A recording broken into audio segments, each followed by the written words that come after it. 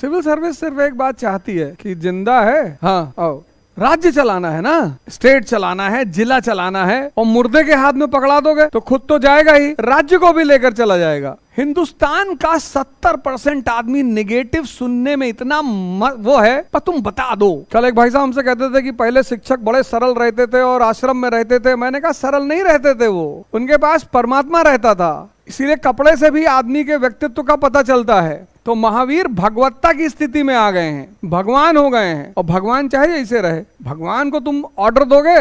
देखो प्रधानमंत्री जी मोदी जी आते हैं गमछा उमछा डाल के, कभी कभी कोई आईएएस अफसर मीटिंग में गमछा डाल के जाएगा? तभी तो कबीर गुस्से में कहते हैं जाति ना पूछो साधु की पूछ लीजिए ज्ञान। ये बात बुद्ध को कहने की जरूरत नहीं है, क्योंकि उनकी जात कोई पूछेगा नहीं, तो राजपूत हैं, क्षत्रिय।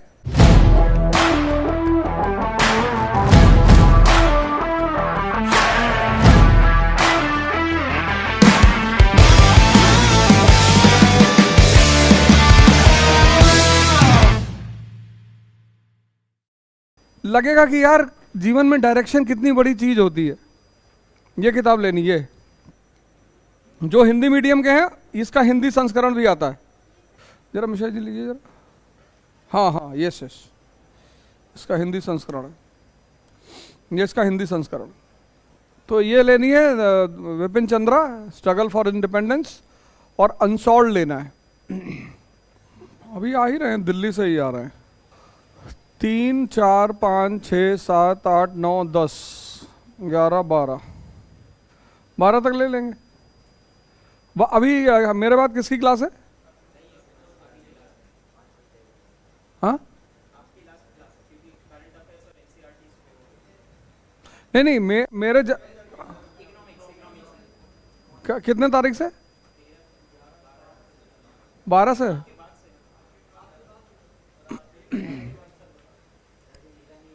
अच्छा, शेड्यूल नहीं मिला। 1-2 दिन न्यूज़पेपर हम भी कर लेंगे, न्यूज़पेपर का डिस्कशन कर लेंगे। कल जो है रिवीजन वाला प्रोग्राम मैं कराऊंगा, जो हम पढ़ाएंगे वो हम रिवीजन कराएंगे, हम बताएंगे कैसे करना है। मतलब इस 10 दिन में तुम ये समझ लो कि जो पूरा ट्रेंड है उसको एस्टैब्लिश करना है कि पूरे साल करना क्या है। तो कल से अनसॉल्व्ड और किताब दोनों लेकर आनी है, क्योंकि हम इधर से पढ़ते जाएंगे, और ये हमेशा करना है। ये जैसे आप इकोनॉमी की क्लास में आते हैं, वो उसका टीचर नहीं कहता, कोई बात नहीं, आप तो लेकर आओ। कोई जरूरी थोड़ी यार हर टीचर कहेगा, तुम लेकर आओ। तो जैसे उसने कहा कि साहब इंफ्रास्ट्रक्चर पढ़ा रहे हैं, आधारभूत संरचना पढ़ा रहे हैं, बैंकिंग पढ़ा रहे हैं। अब बैंकिंग के जितने भी क्वेश्चन हैं उस चैप्टर खत्म होने के बाद उसको एक एक करके देखो कि ये क्वेश्चन मुझे समझ में आया कि नहीं, ये आया कि नहीं, ये आया कि नहीं। तो जो नहीं आया वो उसका क्लास में डिस्कशन होगा।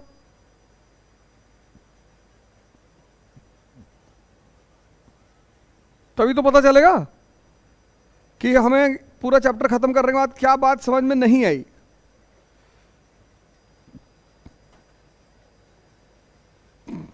आधुनिक भारत,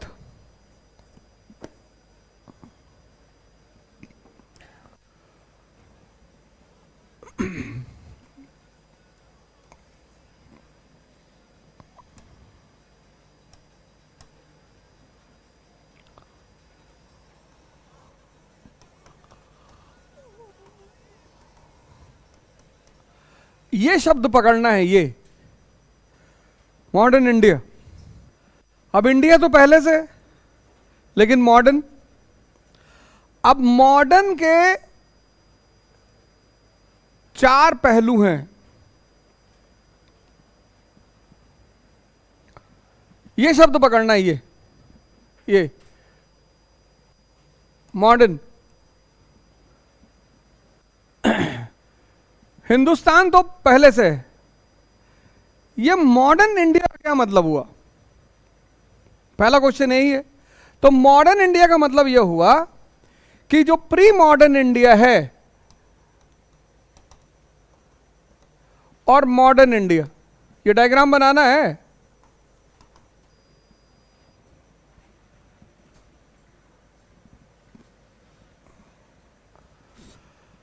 अब प्री मॉडर्न इंडिया में इकॉनमी कैसी है? सिंपल इकोनॉमी है, सिंपल इकोनॉमी, सिंपल मतलब, और जो भी कहेंगे उसका वहीं पे एविडेंस देंगे। प्री मॉडर्न, प्री मॉडर्न का मतलब एंशिएंट और मेडिवल, प्राचीन और मध्यकाल। तो प्राचीन और मध्यकाल की अर्थव्यवस्था कैसी है? सिंपल, सरल अर्थव्यवस्था। Evidence, exchange medium, exchange medium, exchange medium क्या है? Precious metals, gold and silver. और एक्सचेंज मीडियम क्या है? बार्टर सिस्टम, वस्तु विनिमय। आज भी गांव में, अगर तुम्हारा गांव से संबंध है तो एक कटोरा गेहूं के बदले 5 आइसक्रीम मिलती है। इसको बोलते हैं वस्तु विनिमय। हाँ हाँ, बर्तन तो मिलता है 5 कपड़े के बदले। शहर में भी मिलता है। अब तो सोसाइटियों में लोग कम जाते हैं, पहले हमारे समय में लोग आते थे बर्तन वाले, लोटा थरिया गिलास ये सब जो है हाँ हाँ हाँ, वही वही वस्तु विनिमय। फिर वही कपड़ा जो है सीपी में, कनॉट प्लेस में 100 रुपए का 2, 100 रुपए का 2, वही है, वही वाला कपड़ा है वो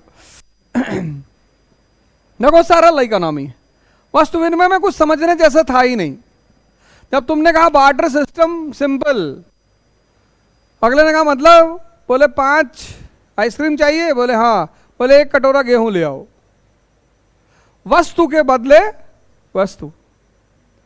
और दूसरा मीडियम ऑफ एक्सचेंज क्या है? प्रेशियस मेटल, बहुमूल्य धातुएं, सोना और चांदी। तो अगर सोना भारत में कीमती है तो यूरोप में भी कीमती है। यह था pre modern economic structure, simple economy. Polity कैसी है? पॉलिटी कैसी है? मोनार्की, राजतंत्र, Ashoka the great, Akbar the great. Ashok कौन सी उपाधि लेता है? देवानाम पियदसी, कि मैं देवताओं का प्रिय हूं। अब तुमको क्वेश्चन मार्क लगाना है कि क्यों ले रहा है। अब तुमसे अगर कोई पूछ ले कि ये जो प्री मॉडर्न एज के जो राजा थे ये ऐसा क्यों करते थे, जैसे मध्यकाल का जो राजा है अकबर, तो वो कहता जिल्ले इलाही, शैडो ऑफ अल्लाह।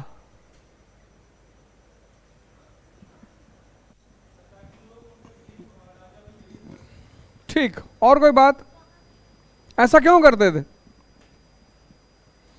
सोचो, देखो मेरे क्लास में यही एक काम मैं करूंगा अगले 10 दिन। कल से तो डंडा भी लाएंगे, इन लोग को मारेंगे ना।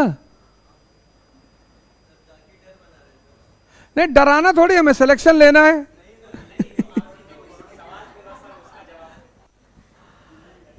नहीं नहीं, सबको। अच्छा, उसको कह रहा हूं क्या? अच्छा, ठीक ठीक ठीक।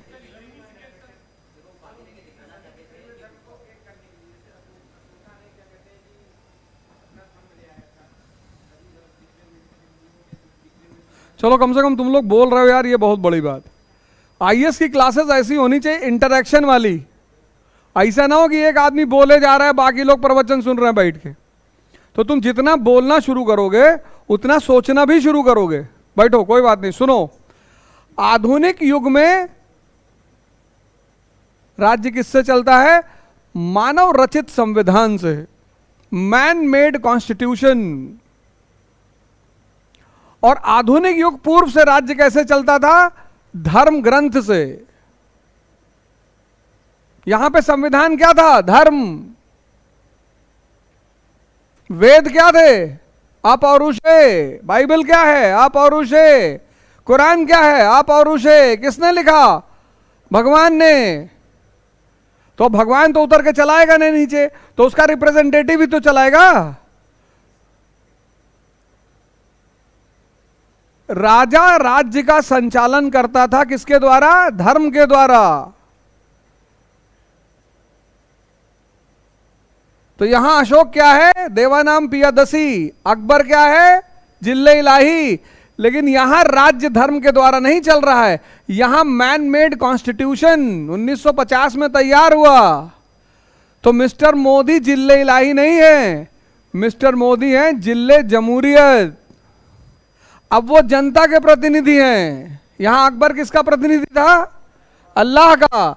यहां अशोक किसका प्रतिनिधि था? भगवान का। ऐसे अपनी क्षमता का विकास करो। तैयारी का मतलब पढ़ना नहीं, तैयारी का मतलब समझ का विकास। और तुम पढ़ पढ़ के मरे जा रहे हो। तुमने सोचा ही नहीं, पूछा ही नहीं किसी से कभी।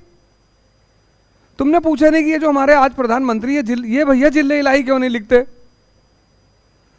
और चूंकि तुमने पूछा नहीं इसलिए तुमसे किसी ने बताया नहीं। तुमको पूछना चाहिए था। मोनार्की, राजतंत्र, समाज, society, privileged classes,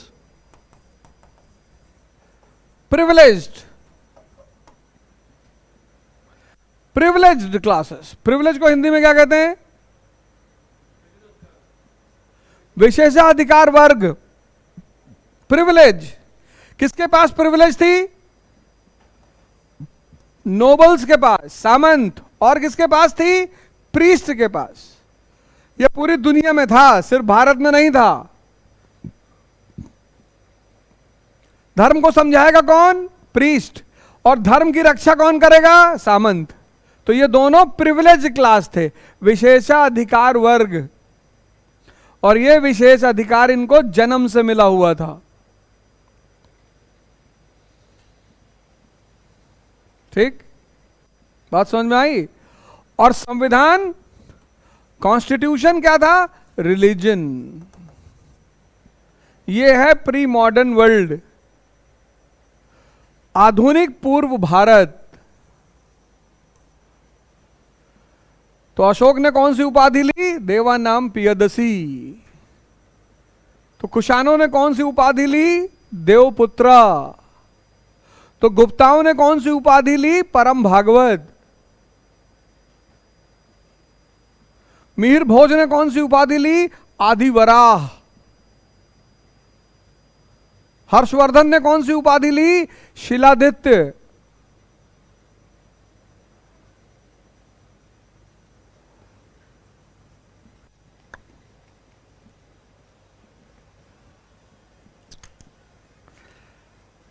civil service सिर्फ एक बात चाहती है कि जिंदा है, हाँ आओ,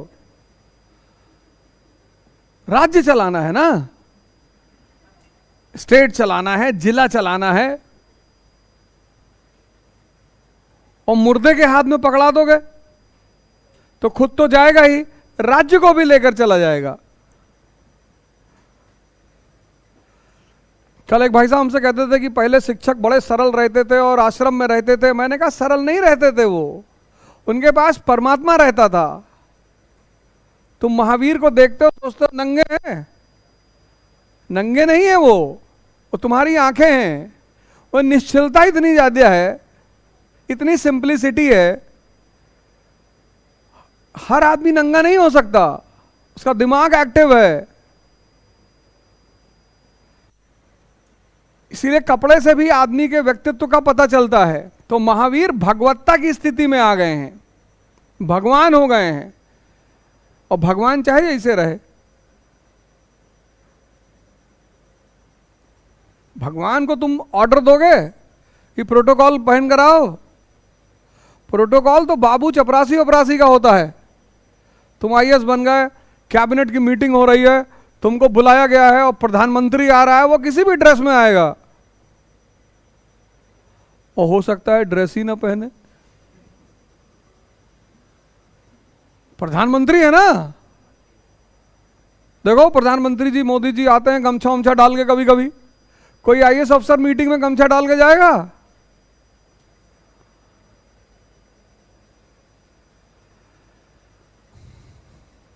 इस देश में 2 ही लोग गमछा डालते हैं।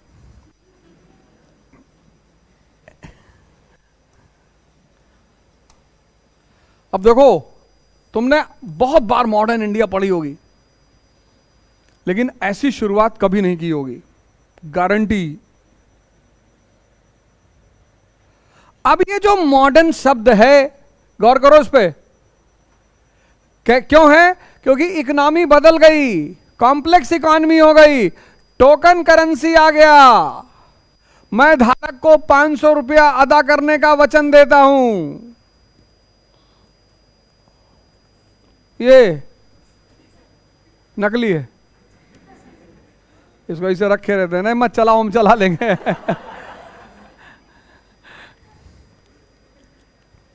फर्जी पिक्चर देखे हो ना, सीरीज। इस कागज की कोई कीमत नहीं है, इस पे जो दस्तखत है, वादा, प्रॉमिस लिखा हुआ है, उसकी कीमत है। ये यहां नहीं था। एक आदमी ने कोशिश की थी चलाने के लिए, मारा गया, मोहम्मद बिन तुगलक। क्योंकि ये सिर्फ स्थायी सरकार में संभव है, राजतंत्र में संभव ही नहीं है। प्रधानमंत्री आते जाते रहेंगे, लेकिन गवर्नमेंट ऑफ इंडिया बरकरार रहेगी। तो नेहरू आए चले गए, शास्त्री चले गए, देवी गौड़ा चले गए, नरसिम्हा राव चले गए, अटल बिहारी वाजपेयी चले गए, नरेंद्र मोदी भी चले जाएंगे, लेकिन भारत सरकार बची रहेगी। और प्रॉमिस किसका है? सरकार का। ये यहां नहीं था, तो ये हो गया मॉडर्न, एक ऐसी व्यवस्था जो पहले थी ही नहीं। अब एक्सचेंज मीडियम क्या है? Token currency.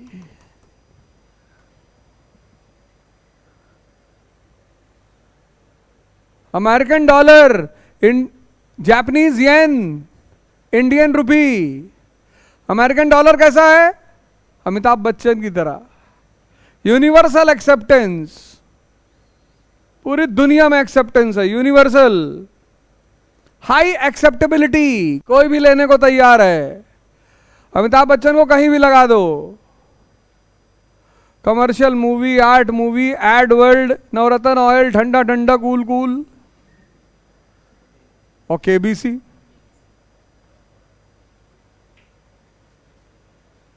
Indian rupee Avadh Ojha की तरह है, उतनी एक्सेप्टेबिलिटी नहीं है, उतनी स्ट्रेंथ नहीं है।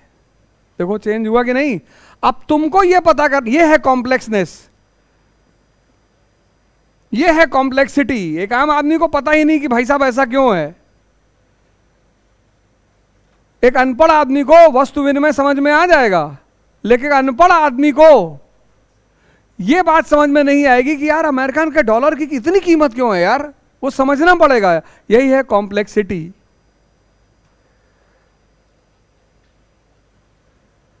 तो आधुनिक इकोनॉमी कैसी है?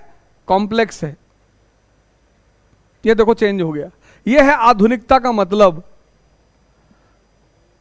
Polity, parliamentary form of government, संसदीय प्रणाली, पार्लियामेंट्री फॉर्म ऑफ गवर्नमेंट, संसदीय प्रणाली। हम भारत के लोग, we the people of India solemnly resolve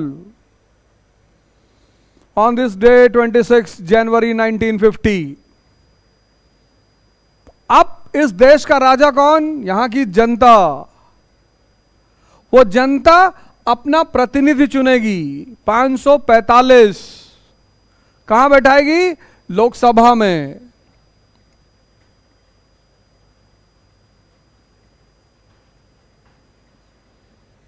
लेकिन राजा में निरंकुशता होती थी।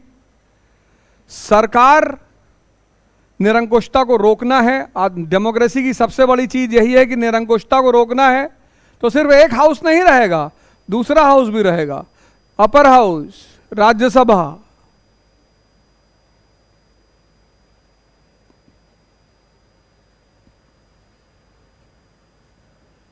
देखो, ये है आधुनिकता। समाज इगैलिटेरियन, इगैलिटेरियन, समतावादी। अब कोई सामंत और पुरोहित नहीं। अब इस तरह से अगर लोग पढ़े होते तो आज जातिवाद होता? नहीं होता, पढ़े ही नहीं है।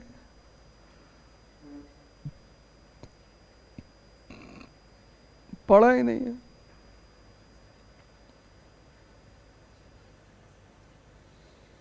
और आज संविधान है मैन मेड। किस ईयर में तैयार हुआ? 1950।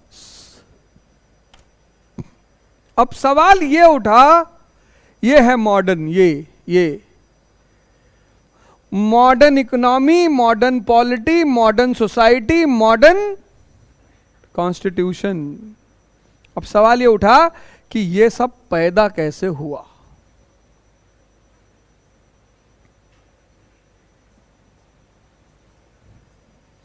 यही कहानी इस किताब में दी हुई है।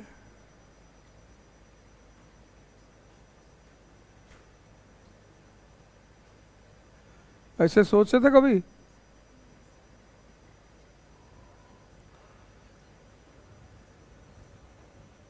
ऐसे कभी सोचे थे कि मॉडर्न इंडिया क्यों पढ़ना चाहिए? मॉडर्न का मतलब क्या होता है?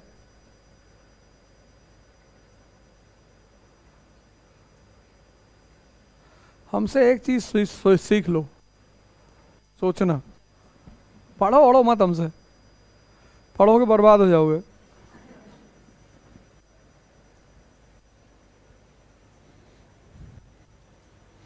पढ़ाते हैं ही नहीं। इतने टीचर हिंदुस्तान में पढ़ा रहे हैं, पता नहीं क्या पढ़ा रहे हैं।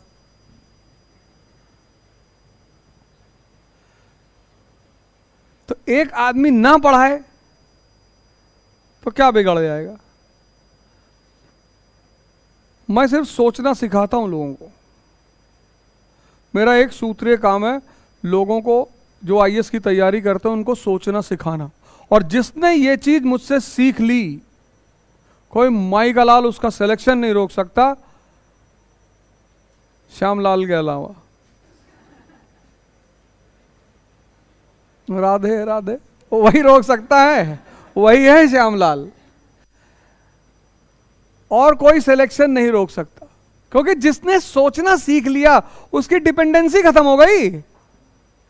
तुम्हारी डिपेंडेंसी कब तक? जब तक तुम नहीं सोचते हो। तुम सोचे कभी कि भारत में पार्लियामेंट कैसे पैदा हुआ? नहीं सोचे। तुम सोचे कभी कि भारत का समाज समतावादी कैसे बना? और क्या अभी वो समाज अपनी पूर्णता पर पहुंचा कि नहीं? नहीं पहुंचा। क्या क्या चुनौतियां हैं भारत के सामने इस वक्त, वो सब तुम्हें यहीं से पढ़कर समझ में आएगा। जाति व्यवस्था अंग्रेजों के आने के साथ खत्म हो गई। जाति व्यवस्था की भारत में हत्या की अंग्रेजों ने। कास्ट सिस्टम, लेकिन अंग्रेजों ने कास्ट सिस्टम खत्म तो किया, उसके बदले एक दूसरी चीज पैदा कर दी, कास्टिसिज्म।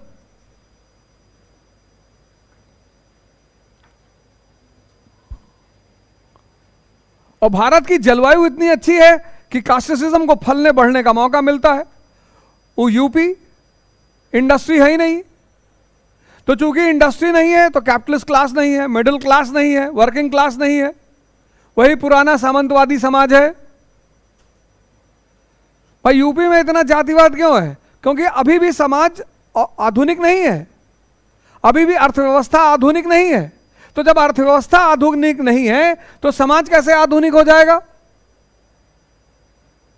इसलिए गांव में जब लड़की जीन्स टी शर्ट पहन के जाती है तो सब उसको देखते हैं, लेकिन मुंबई में कोई नहीं देखेगा, क्योंकि अर्थव्यवस्था आधुनिक है। तो जहां अर्थव्यवस्था आधुनिक है वहां समाज आधुनिक तुरंत एक्सेप्ट कर लिया जाएगा। भाई मुंबई में तुम जीन्स टी शर्ट पहन के टहल रहे हो, तुम्हें कोई नहीं देखने वाला है। गांव में सभी देखने वाले हैं, क्योंकि गांव की अर्थव्यवस्था सामंती है, जमीन पर आधारित है। तो जहां अर्थव्यवस्था सामंती है वहां समाज पूंजीवादी कैसे हो सकता है? हो सकता है? नहीं हो सकता। अब अफगानिस्तान की औरत के लिए संभव है मिनी स्कर्ट पहन के टहले? संभव नहीं है, लेकिन जर्मनी में संभव है। तुम्हें इस पूरी तैयारी में यह समझना है कि अर्थव्यवस्था, राजनीति, समाज, धर्म सब एक दूसरे से जुड़े हुए हैं, कोई अलग नहीं है।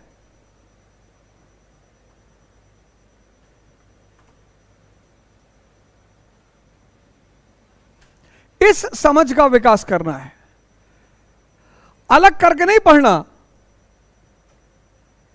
जब आजादी पढ़ेंगे हम तो तुम रोगे बैठ के कि अरे भगवान, ऐसा ऐसा।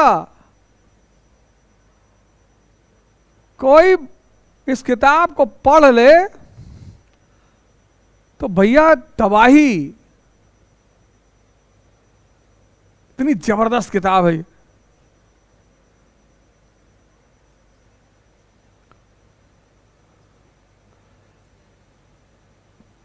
चैलेंज करते, चैलेंज कि कोई इस किताब को जो कमांड बनाए आके हमसे मिले कि हमारी कमांड है, पूछो,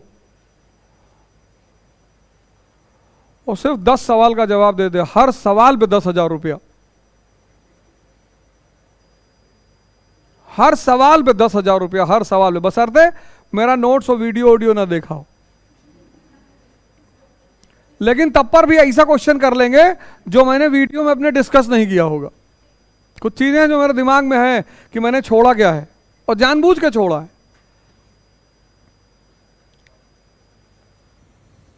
क्योंकि बाकी तो तुम बता ले जाओगे। जो मैंने छोड़ा है वो पूछ लूंगा कि ये, वहां फंस जाओगे, क्योंकि वो तुमने सोचा ही नहीं होगा। तैयारी यही है। ये इतने सारे बड़े बड़ी इंडस्ट्री खुली हुई हैं कोचिंगों की, पढ़ा तो सभी रहे हैं। इलाहाबाद में कोचिंगों की कमी थी, एक से एक कोचिंग, पर 5 साल में, पिछले 5 साल में क्या सिलेक्शन बढ़ गया? नहीं बढ़ा। वही स्टेज है, वही फ्रस्ट्रेशन है, वही डिप्रेशन है, वही दिल्ली भागने की तमन्ना है, कुछ नहीं बदला,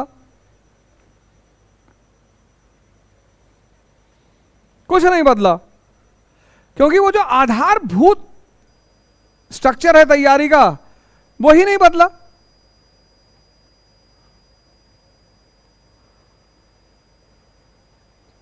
बताओ, अब तुमसे अगर कोई पूछ लेता कि मॉडर्न इंडिया का मतलब क्या है यार, वाई मॉडर्न, सिर्फ इंडिया क्यों नहीं, मॉडर्न इंडिया का क्या मतलब है, तो अब तुम इसको बताओगे कि सर मॉडर्न इंडिया का मतलब है एक नई अर्थव्यवस्था, मॉडर्न इंडिया का मतलब है एक नई राजनीतिक संरचना, सर मॉडर्न इंडिया का मतलब है एक नई सामाजिक संरचना, सर मॉडर्न इंडिया का मतलब है एक नए तरह का संविधान।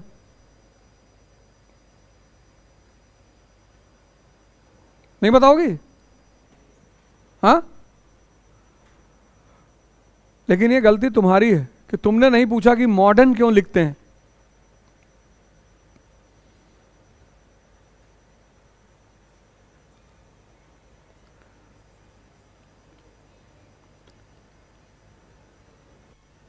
और ऐसे ही है मॉडर्न वर्ल्ड, बस ऐसे ही है मॉडर्न वर्ल्ड, प्री मॉडर्न और मॉडर्न।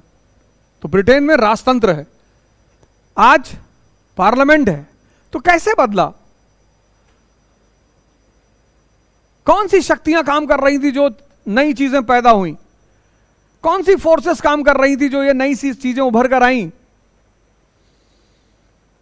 अब इसको पढ़ने के बाद तुमको पता चलेगा कि जातिवाद पैदा किया अंग्रेजों ने।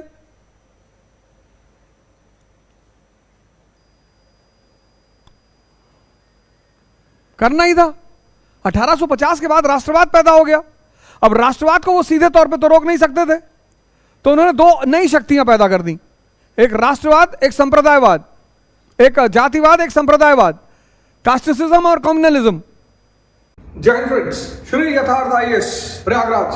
भारत में पहली बार सिविल सेवा के प्रतिस्पर्धियों के लिए एकदम नया प्रोग्राम, द्विज अवध ओझा के निर्देशन में 7.5 घंटे की क्लास पर डे। पहला 2.5 घंटा आप जीएस पढ़िए, दूसरा 2.5 घंटा आप न्यूज़पेपर तैयार करिए हमारे साथ क्लास में। और तीसरा 2.5 घंटा आपने आज जो पढ़ा है उसको कंसोलिडेट करिए, होमवर्क करिए। पूरे 8 घंटे आपको अपने संरक्षण में रखेंगे। भारत के सभी प्रतिस्पर्धी जो अपनी तैयारी को लेकर भयभीत हैं, डरे हुए हैं, मैं उन सबको प्रयागराज श्री यथार्थ में आमंत्रित कर रहा हूं। जय हिंद।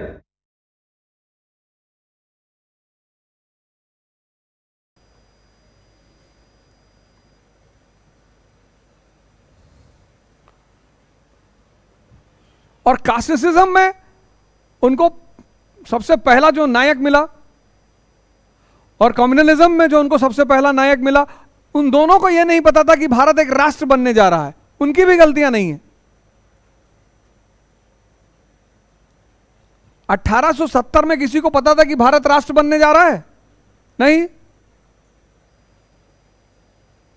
भाई, तुम्हारे घर में गरीबी है, असहायपन है, विकास नहीं है, परेशान हो, और शहर का सांसद तुमसे कह रहा आओ तुम्हारे बच्चों की फीस जमा करेंगे, तुम्हें नया घर बनवा के देंगे, तुम्हारे घर का विकास करेंगे, तो तुम उससे जुड़ोगे कि नहीं जुड़ोगे? बिल्कुल जुड़ोगे। सर सैयद अहमद सरकार से क्यों जुड़े? क्योंकि मुसलमानों की स्थिति बहुत खराब थी। 1870 जैसे आज सच्चर कमेटी की रिपोर्ट आई, ऐसे 1870 में एक किताब आई जिसका नाम था इंडियन मुसलमान। उस किताब में यह दिखाया गया कि भारत के मुसलमान सबसे ज्यादा पिछड़े हुए हैं, गरीब हैं। सर सैयद अहमद खान जज थे। इनको बड़ी वो अजीब सा फील हुआ कि यार हमारे समाज के लोग दबे कुचले हैं, हमारे समाज के लोग पिछड़े हैं, हमारे समाज के लोगों का नौकरी में हिस्सा ही नहीं है। तो सरकार ने इनसे कहा कि तुम्हारे समाज को आगे बढ़ाएंगे हम तुम्हारे साथ हैं, तुम क्या करना चाहते हो? बोले साहब हम तो शिक्षा को प्रोत्साहन देना चाहते हैं। बोले एकदम दो शिक्षा को प्रोत्साहन। नहीं, एंग्लो मोहम्मडन ओरिएंटल कॉलेज 1875 में, शिक्षा ही तो विकास का द्वार खोलती है।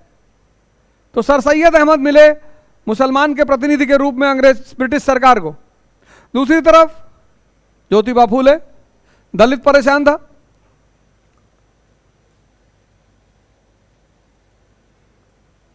और ज्योतिबा फूले के साथ कुछ उच्च कास्ट के लोगों ने बदतमीजी कर दी। सरकार ने उनको भी बुला लिया कि आपके समाज के लोग बहुत परेशान हैं। बोले सरकार हैं तो? बोले आप क्या करोगे? बोले हम भी शिक्षा को प्रोत्साहित करेंगे साहब।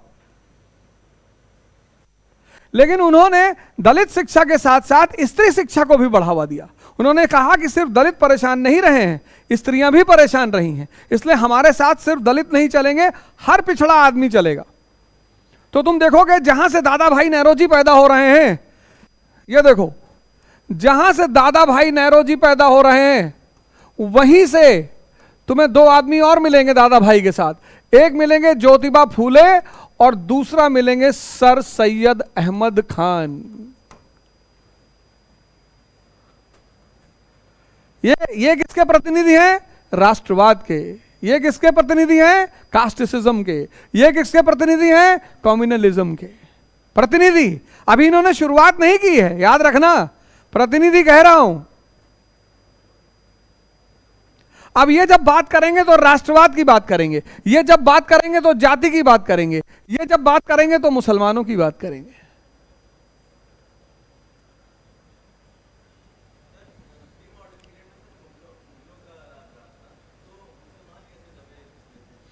ये तो मुगलों से पूछो भैया,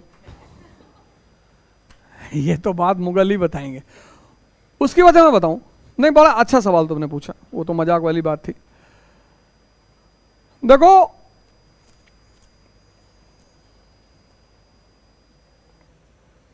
जब तुम इलाहाबाद में रहते हो, तुमने बहुत दोस्ती कर ली इलाहाबाद में, और तुम करो सब अब इलाहाबाद नहीं रहेगा, अब इलाहाबाद छोड़ देंगे, अब हम जा रहे हैं दिल्ली, यहाँ बहुत समाज बन गया, दोस्त हो गए, अब हम दिल्ली जा रहे हैं, दिल्ली पढ़ेंगे। तुमने जगह तो छोड़ दी,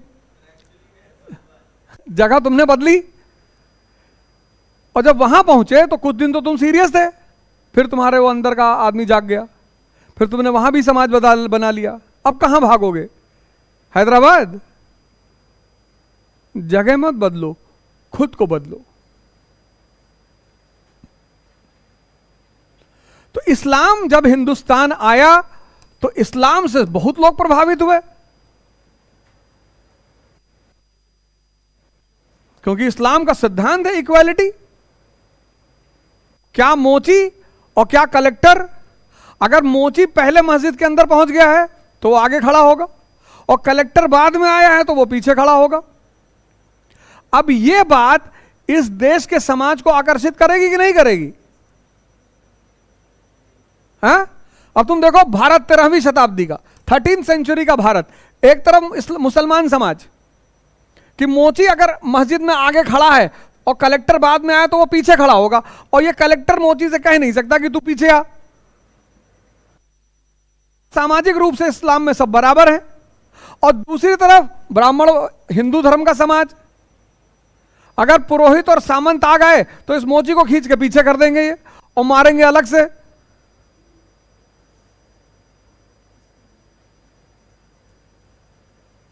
है ना?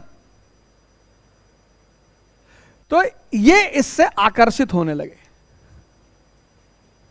कन्वर्जन होने लगा।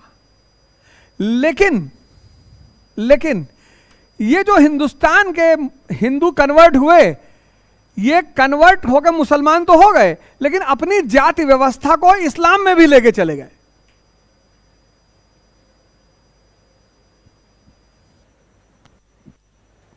आजमगढ़ है बगल में, वहां अंसारी बहुत रहते हैं, तो मुसलमान में भी तुम यहां हिंदुस्तान के यूपी के मुसलमानों से बात करो, कहेंगे हम सैयद हैं।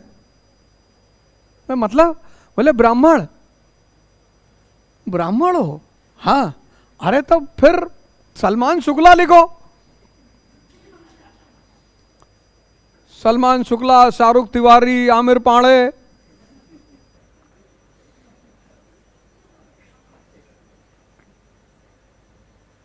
अरे तुम देखो समाज में नहीं है। तो हिंदुस्तान का जो गैर मुसलमान कन्वर्टेड मुसलमान बना, वो अपनी जाति व्यवस्था को अपने साथ ले गया। तो कबीर को तुम देखो, जुल्हे के घर में पले बढ़े हैं, इसलिए कबीर को कभी भी उच्च वर्ग ने आत्मसात्कार नहीं किया, क्योंकि हैं जुल्हा। महावीर राजा के घर में पैदा हुए हैं।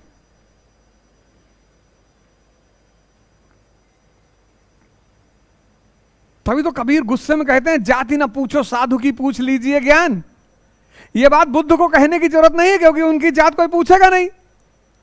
तो राजपूत हैं, क्षत्रिय, जात पूछा, निकाल के डाल दिए, बोले पता चला, बोले जी पता चल गया जात। लेकिन कबीर को कहना पड़ रहा है। लोग आके कह रहे हैं अरे जुल्हा।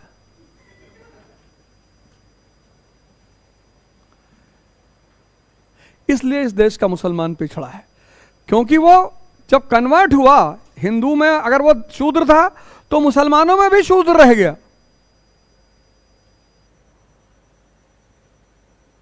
बात क्लियर हुई? इसलिए परेशानी बढ़ गई। आज तक वही समस्या चली आ रही।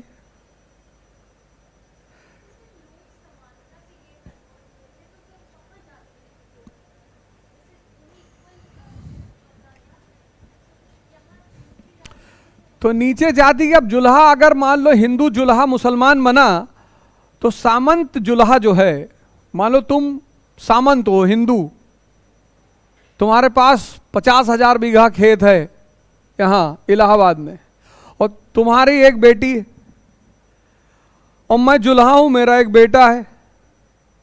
अब मेरे बेटे की शादी अगर तुम्हारे घर में हो गई तो 50,000 बीघा खेत मेरे पास आया ना, तो जुल्हे की आर्थिक और सामाजिक स्थिति मजबूत हो जाएगी कि नहीं हो जाएगी? तो सामंत जो मुसलमान है वो जुल्हा मुसलमान के घर शादी करेगा?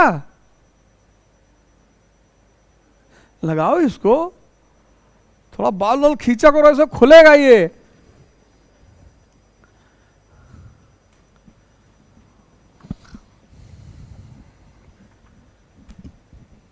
अरे अभी जातिवाद पे ही तो ट्रोल कर दिए सब हमको, बहुत भयंकर वाला ट्रोल कर दिए।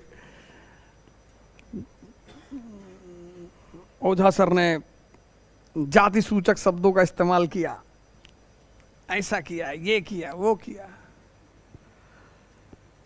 ये सब मैं ही कराता हूं पैसा देके, उसकी तुम लोग चिंता मत किया करो। सब मेरे ही लोग हैं।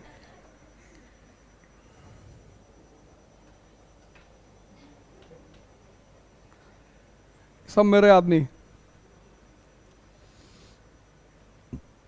देखो YouTube का एक लॉगरिथम है, जो YouTube में जो भी ट्रेंडिंग करने लगेगा उसको ट्रॉल होना है। जैसे आचार प्रशांत जैसे ट्रेंडिंग करने लगे वैसे ही ट्रॉलरों ने उनका बैकग्राउंड खंगाला। और बेचारी जवानी की कोई फोटो है सिगरेट उगरेट पीते हुए लड़की लड़की के साथ बैठे हुए, ये है असली आचार, ये है असली आचार। उससे क्या होता है, उनके सब्सक्राइबर बढ़ते हैं, क्योंकि हिंदुस्तान के आदमी को नेगेटिव चीज देखने में बड़ी मजा आती है। हिंदुस्तान का 70% आदमी नेगेटिव सुनने में इतना वो है, पर तुम बता दो। अतीक को देखो आज तक जिंदा रखें, मालिक हो सकता है उसका गैलेक्सी चेंज करा दिया हो, हिंदुस्तान के जो चैनल वाले हैं उसको आज तक जिंदा। डेली तुम देखो, भाग रही थी जंगलों में शाइस्ता, फर्जी बनाए हुए हैं, फर्जी, क्योंकि व्यूअरशिप बढ़ रही ना, सब्सक्राइबर बढ़ रहा है। तो YouTube का एक लॉगरिथम है, जो भी आदमी ट्रेंड करेगा YouTube पे उसको ट्रॉलर पकड़ लेंगे। आचार प्रशांत को पकड़ लिया, धीरेन्द्र शास्त्री को पकड़ लिया। तो जब ये ट्रेंडिंग वाले को पकड़ते हैं तो अब जो भी उसका नाम टाइप करेगा तो उसका नेगेटिव वीडियो आना शुरू हो जाएगा। इनके भी सब्सक्राइबर बढ़ जाएंगे, इनकी भी व्यूअरशिप बढ़ जाएगी, ये भी पैसा खूब जम के कमाएंगे। ट्रॉल करते हैं तो ये पैसा कमा रहे हैं। हिंदुस्तान की पब्लिक देख के समझ रही कि जाति बोला है, वो पैसा कमा रहे हैं। 10-10 लाख रुपया उनके अकाउंट में आ रहा है। वो नाहक में ट्रॉल नहीं कर, उसमें बहुत सारे तो हमको जानते ही नहीं कि कौन है अवध ओझा। ट्रॉल कर रहे हैं, जानते तो हैं। और एक इंटेंशन होता है कि सामने वाले की मानसिकता को तोड़ दो, इतना खौफ पैदा करवा दो कि बोलने की क्षमता ही खत्म हो जाए, इतना डरा दो।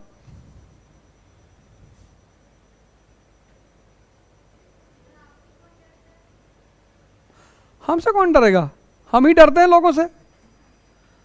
हमसे काहे कोई डरेगा? हम और डराएंगे क्यों? हम तो अहिंसा में विश्वास करने वाले आदमी हैं। हम अगर बंदूक टीवी में देख लें तो बेहोश हो जाएं, तो तुम सोच लो।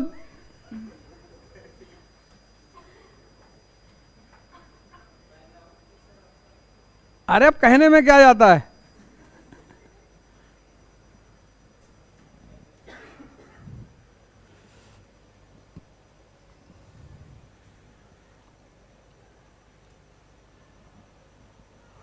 अब सवाल यह उठा कि यह कहानी शुरू कैसे हुई। इस कहानी की शुरुआत बड़ी प्यारी है। इस कहानी की शुरुआत हुई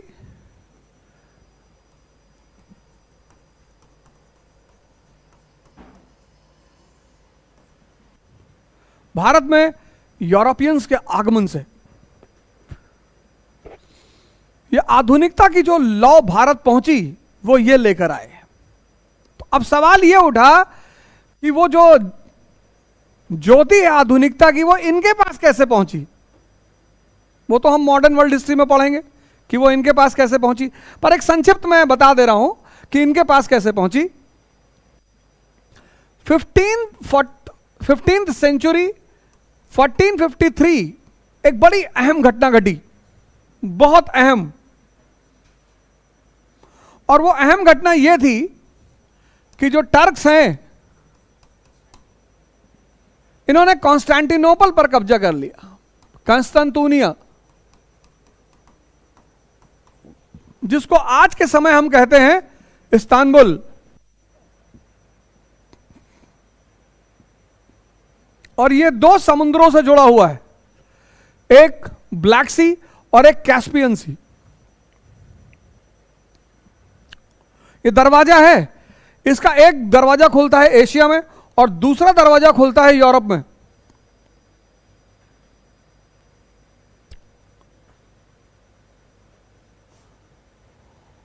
ब्लैक सी और मेडिटरेनियन,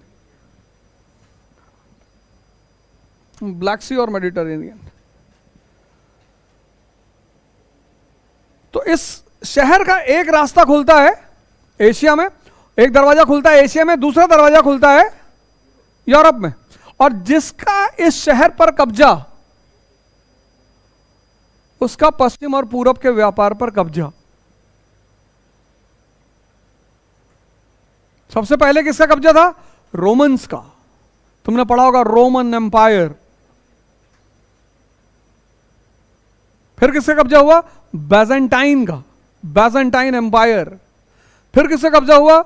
ऑटोमन्स का, ऑटोमन एम्पायर। फिर किसका कब्जा हुआ? ब्रिटेन का। आज किसका कब्जा है? यूनाइटेड स्टेट्स ऑफ अमेरिका का। कॉन्स्टेंटिनोपल पे कब्जा नहीं है, कॉन्स्टेंटिनोपल पे कब्जा नहीं है, इस रास्ते पे कब्जा है, इस रास्ते पे दबदबा है। तो 1453 में तुर्कों ने इस शहर पे कब्जा कर लिया, और जब इस पे कब्जा कर लिया तो पश्चिम और पूरब का जो व्यापार है उस पर उनका कब्जा हो गया। और जब उस पर उनका कब्जा हुआ तो पश्चिम के लोगों के लिए उन्होंने दिक्कतें खड़ी करनी शुरू कर दी। सामान की कीमतों के दाम बढ़ा दिए वॉलंटरली। अभी पेट्रोल मिलने लगे 600 रुपये लीटर, डीजल 1200। आपने कहा क्यों? सरकार ने कहा ऐसे ही।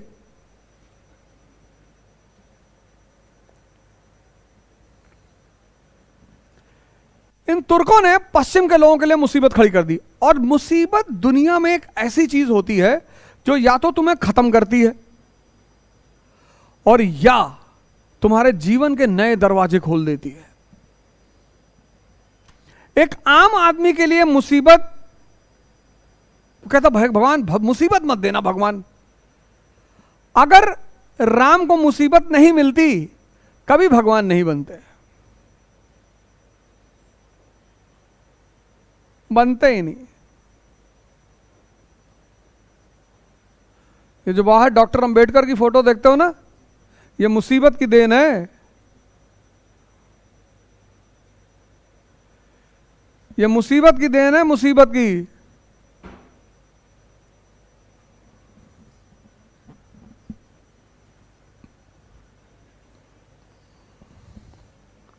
बहुत सारे लोग हैं, तुम उनको देखते हो, तुमको लगता होगा यार कितनी अच्छी जिंदगी है इनकी, कोई संघर्ष ही नहीं है। तुम्हारे कई सारे मित्र होंगे, जानने वाले होंगे, परिचित होंगे, रिश्तेदार होंगे, उनको जब तुम मिलते होगे तुमको लगता होगा यार कितनी बढ़िया जिंदगी है। 10-10 गाड़ियां हैं घर में, 1 लाख रुपए महीना खर्चा मिल रहा है, जब हो तो यूरोप टहल आते हैं, अमेरिका टहल आते हैं।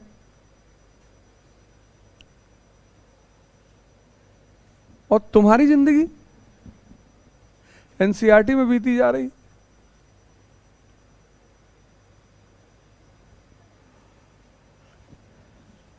जिस दिन तुम्हें संघर्ष क्या होता है इसका पता करना हो, किसी मजदूर से जाके पंजा लड़ा लेना।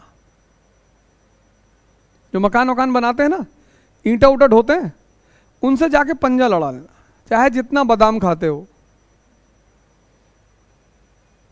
जो तुमसे 10 साल बड़ा मजदूर होगा मकान में, और जो ईंटा ढोता होगा ईंटा, उससे कहना कि भैया पंजा लड़ाना है तुमसे और कुश्ती लड़ना है। और इसे उठा के और इतनी बार नचाएगा, तुम्हें पहली बार ताकत का अंदाजा होगा कि भाई ताकत कैसे पैदा होती है। कभी किसी रिक्शा वाले से हाथ मिला के देखना, उसका ये जो पोर्शन है ना, उसकी कठोरनेस देखना कितनी ज्यादा है। बस उसको ये पता नहीं चल पा रहा है कि मेरे अंदर शक्ति है।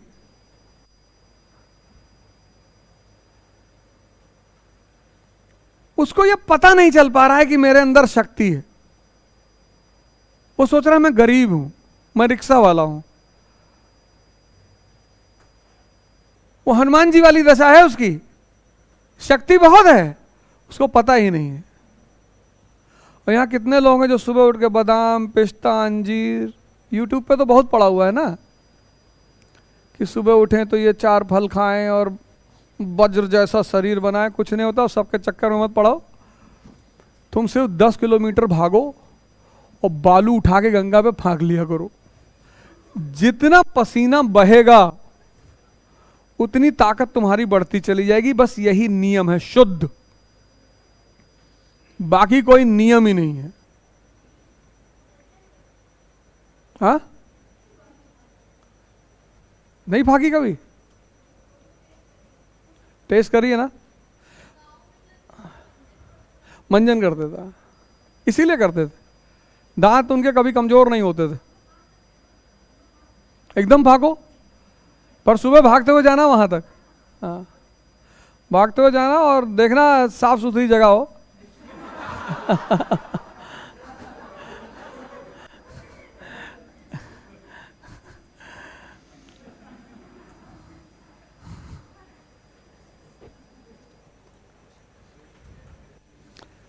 नहीं, गंगा जाती हो ना तो उनकी मट्टी निकालना अंदर से पानी में हाथ डाल के, हाँ उसको खाओ।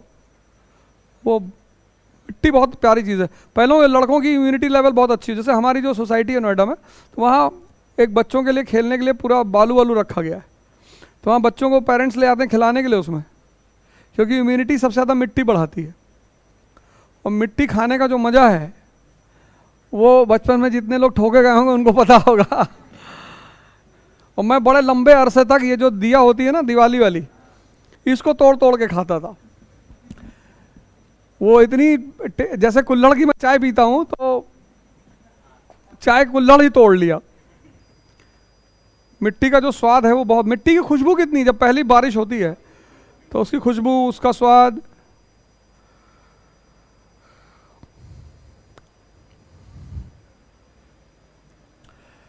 अब पश्चिम का जो लोग हैं, पश्चिम, जब मैं पश्चिम कह रहा हूं तो पश्चिम का मतलब England, France, Spain, Portugal, Germany, Austria, ये सारी कंट्री आती। इनके लोगों की जिंदगी खतरे में पड़ गई, तो जिसकी भी जिंदगी खतरे में पड़ेगी या तो वो हाथ जोड़ लेगा, या आत्महत्या कर लेगा, या कुछ नए तरीके की खोज करेगा, लड़ेगा।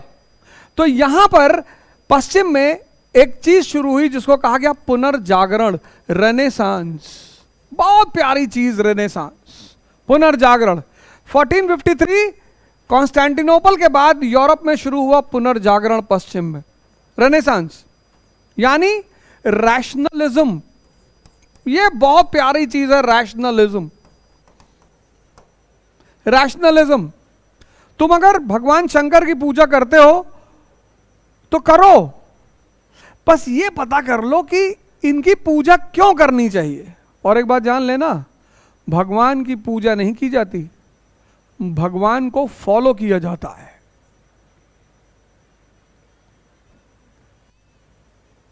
आज ही मैंने किताब खरीदी है, आज क्या किताब लिखी मैंने, उसकी एक लाइन पढ़ी, मुझे इतना मजा आया।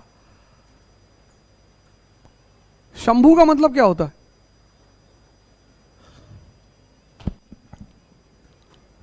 भैया मेरे बैग में, ब्राउन वाले में एक किताब रखी हुई है, आदि योगी, सदगुरु वाली। 3-4 हैं, एक ही लेके आना। मतलब हम एक बैग लेके चलते हैं, उसमें 3-4 किताब तो लेके चलेंगे ही चलेंगे। किताबों ने भाई साहब जीवन बदल दिया, और जीवन नहीं बदला, पता नहीं क्या क्या कर डाला।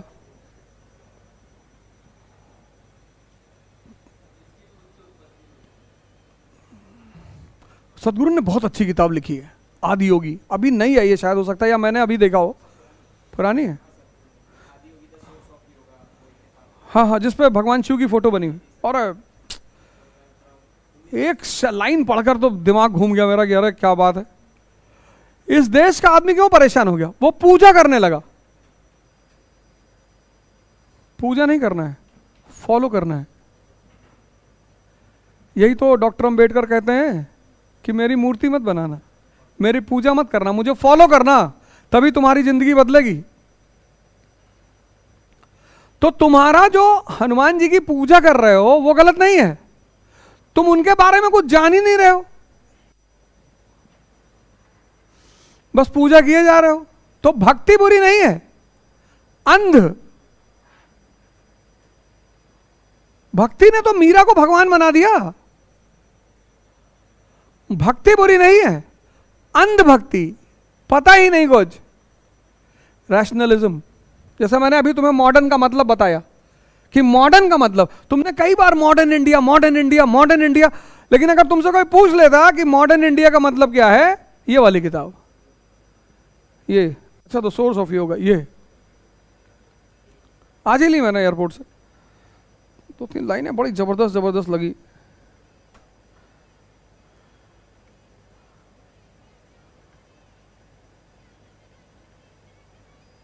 क्या लाइन लिखते हैं Sadhguru, human beings have a fundamental longing to know. मतलब इंसान के पास मौलिक रूप से ये लॉन्गिंग का मतलब हुआ कि उसके पास एक मौलिक, फंडामेंटल मतलब मौलिक वो है कि उसे हर चीज जानना चाहिए, उसे हर चीज जानने का वो है अर्ज, हाँ अर्ज है। मतलब वही तो मैं बार बार कहता हूं, क्यूरियोसिटी, ये लाइन का इसी उत्सुकता। हाँ, human beings have a fundamental longing to know, only the spirit of questioning will quench this longing. सिर्फ द स्पिरिट ऑफ क्वेश्चनिंग, यही तो छूट गया हमारे समाज में, द स्पिरिट ऑफ क्वेश्चनिंग। तो रैशनलिज्म का मतलब है knowledge based on scientific evidences.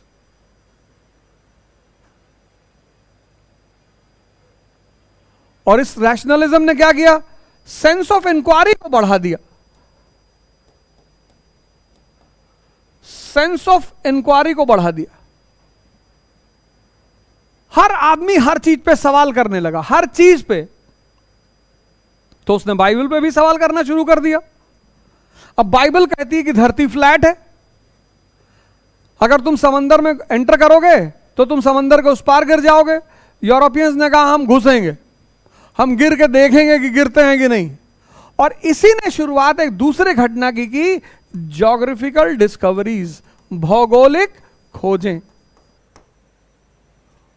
और इन भौगोलिक खोजों में दो सबसे बड़ी खोजें, एक 1492 कोलंबस पहुंचता है नई दुनिया, अमेरिका मत कहना, 1492 में नई दुनिया, न्यू वर्ल्ड, जो बाद में अमेरिका बना।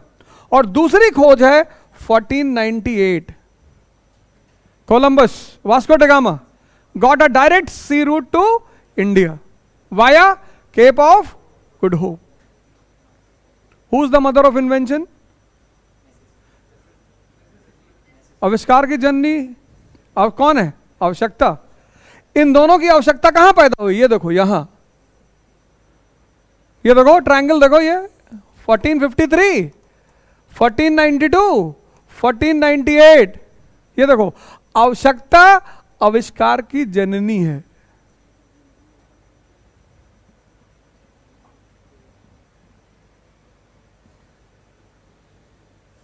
बात समझ में आ रही ना?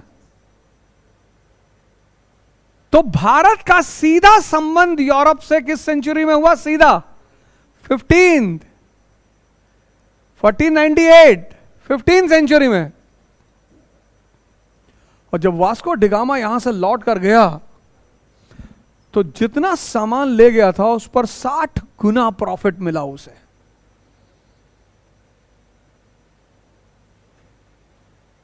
तो जब उसको 60 गुना प्रॉफिट मिला तो फिर पूरब की तरफ दौड़ शुरू हुई, जिसमें पहले आए पुर्तगाली, फिर डच, फिर इंग्लिश, फिर फ्रेंच। ये सब भारत की तरफ भागना शुरू करते हैं, सब।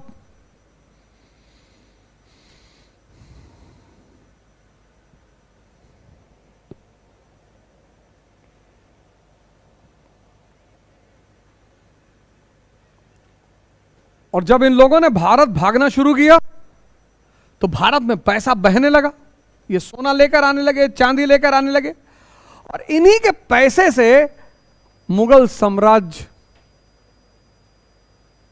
का जन्म हुआ, इन्हीं के पैसे से, इन्हीं के। वो जो ताजमहल है ना, वो पैसा यही लेकर आए थे, बाद में वापस ले गए।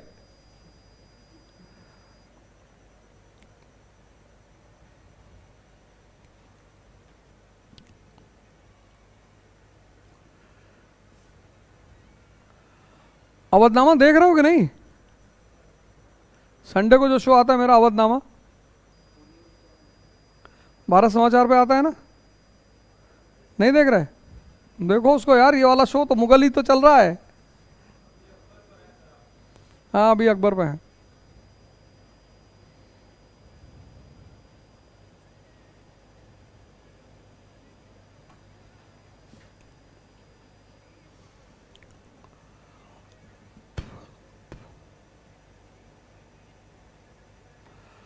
अब जहां पैसा है वहां लड़ाई है। इलाहाबाद के मेयर का चुनाव,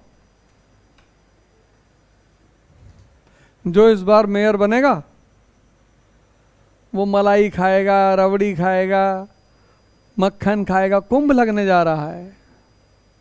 कब? 2025, 2023 चल रहा है। 5,000 करोड़ का बजट है। तुम सोच रहे हो यार हम ही लड़ जाते?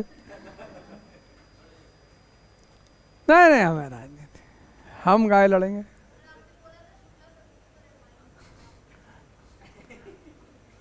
लड़वाएंगे। देख रहे हो चुनाव के चक्कर में कितना शूट आउट हो गया इलाहाबाद में। जो इतने सारी दुर्घटनाएं घटी वो सब चुनाव का ही मामला था।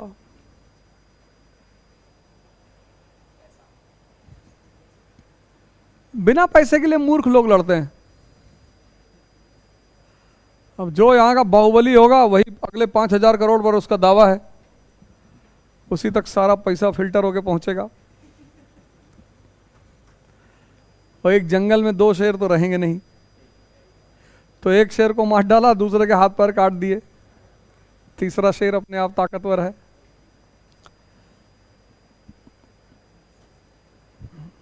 जनता बेचारी कुछ समझे नहीं बात।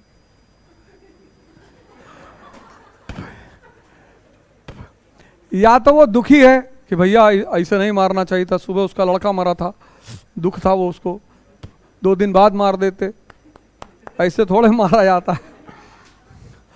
और दूसरा बार खुशी है, दोनों कोई फायदा नहीं हो रहा है। एक बार खुशी भी है कि बहुत अच्छा किया मारा, बाबा जी ने कहा चोर बदमाशों को मार, दोनों कुछ नहीं मिल रहा है। बस ये जो भाग्य रेखा ये मिटी जा रही है। इसको नहीं करा, हाथ तंबाकू नहीं मलना चाहिए। ये जो भाग्य रेखा होती है ना ये मिट जाती है। हाँ, कोई साथ रहे तुम्हारे जो तुम्हें बना के खिलाए, कि उसकी मिटती रहे तुम्हारी बनती रहे। तुम मत बनाओ, और बनी बनाई तो खाना मत कभी। जहर डालते हैं उसमें। ये जितना माउथ कैंसर अभी रिक्शा वालों को सबसे ज़्यादा हो रहा है, क्योंकि ये लोग वो बनी वाली सुरती खा रहे हैं, उसमें तेजाब डालते हैं।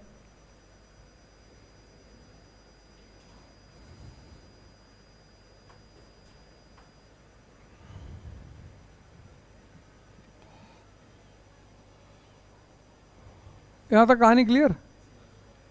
यूरोपियंस भारत कैसे पहुंचे?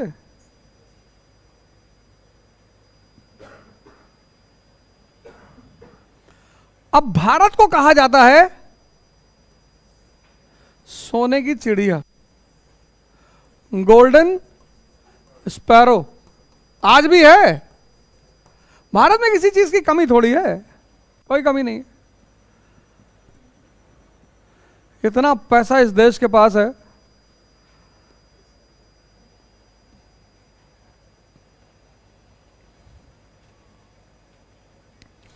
इसलिए जिसने उस चीज के खिलाफ बोलना शुरू किया उसकी आवाज इस देश में बंद करा दी गई कि ज्यादा मत बोलो।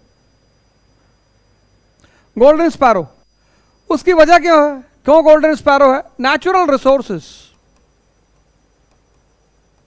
प्राकृतिक संपदा, नेचुरल रिसोर्सेस, दोआब्स, गंगा यमुना दोआब, तुंगभद्रा दोआब, कावेरी दोआब, दोआबों का देश है भारत। दोआब मतलब 2 नदियों के बीच की जमीन। तो तुम भारत का नक्शा देखो, वो नक्शा पीछे लगाएं, यहां लगाना चाहिए कि पढ़ाते वक्त आदमी दिखाए, तो पीछे लगा दिए। भारत का भी है, विश्व का भी है।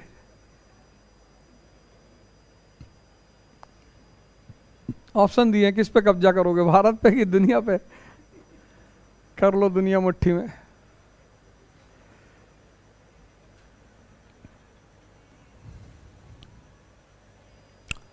दूसरा जिसने भारत को सोने की चिड़िया बनाया,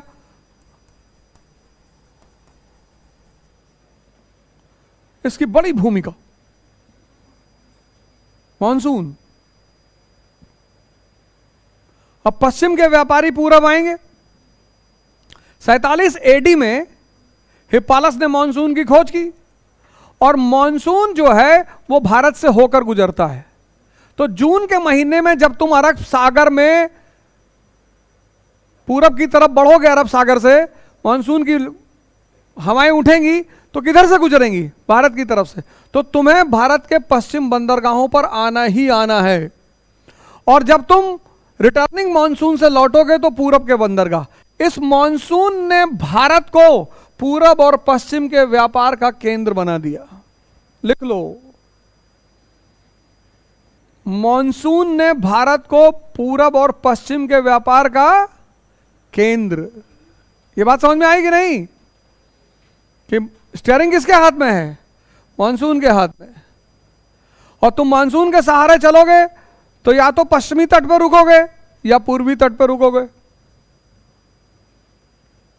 इसलिए सबसे ज्यादा समृद्धि कहां आई मॉनसून के खोज के बाद? दक्कन और साउथ इंडिया में। और उत्तर भारत के राजा का सपना रहा कि दक्कन और साउथ इंडिया पर कब्जा। तीसरी रीजन, बैलेंस ऑफ पेमेंट हमेशा भारत के पक्ष में रहा। क्यों? भुगतान संतुलन। क्यों भारत के पक्ष में रहा? Maximum export, minimum import, self sufficient economy, आत्मनिर्भर अर्थव्यवस्था। सेल्फ सफिशिएंट इकोनॉमी, आत्मनिर्भर अर्थव्यवस्था। मैक्सिमम एक्सपोर्ट, मैक्सिमम, और मिनिमम इंपोर्ट, न्यूनतम आयात। और आयात भी करते क्या थे हम? घोड़ा और शराब, जो शाही वर्ग की जरूरत थी, आम वर्ग की नहीं। और इन तीनों चीजों ने भारत को सोने की चिड़िया बना दिया। और इस सोने की चिड़िया को लूटने के प्रयास में 15वीं शताब्दी से पहले कौन आए? शक आए, कुषाण आए, हून, तुर्क, मंगोल, मुगल, ईरानी, नादिर शाह, अफगानी, अहमद शाह अब्दाली, और आज आतंकवादी। 15वीं शताब्दी से पहले जब भी इनके पास धन की कमी पड़ी, ये भारत की तरफ भागे। 15वीं शताब्दी के बाद यूरोपियंस भारत में एंटर करते हैं। 1498 इस सोने की चिड़िया का सामना एक नए वर्ग से हुआ। किससे? यूरोपियन से। 15वीं शताब्दी से पहले कौन आता रहा? Central Asians. 15वीं शताब्दी के बाद यूरोपियंस। अब जब ये भारत पहुंचे यूरोपियंस, और इन्होंने यहां का धन, वैभव, कभी तुम मार्को पोलो के संस्मरण पढ़ो, ये जो विदेशी यात्री भारत आए, अब्दुल रज्जाक, हुवेनसांग, वो क्या नाम है उसका, जो फ्रांसीसी, नहीं फ्रांसीसी जो है 17वीं सेंचुरी में, जो कहता है कि पश्चिम का पूरा सोना भारत में डूबा जा रहा है। एक तो प्लिनी है, रोमन हिस्टोरियन है, दूसरा है नहीं,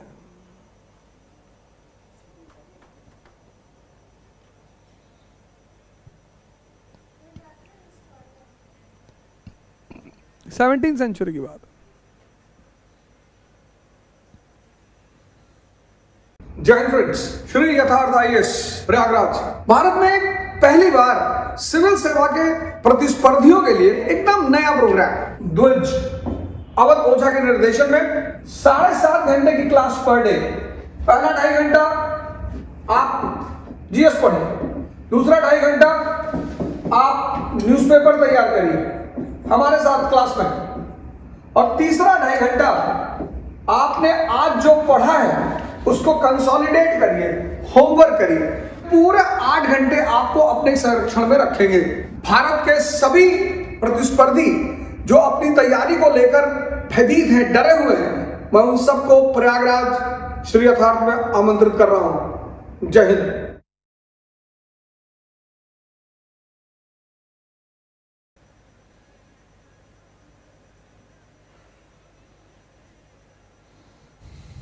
अब ये जब भारत पहुंचे यूरोपियंस, और इन्होंने यहां की समृद्धि, प्रॉस्पेरिटी, तो इनको लगा यार इसको हम कैसे ले जाएं। और लूटने के दो तरीके हैं, एक संवैधानिक, एक असंवैधानिक।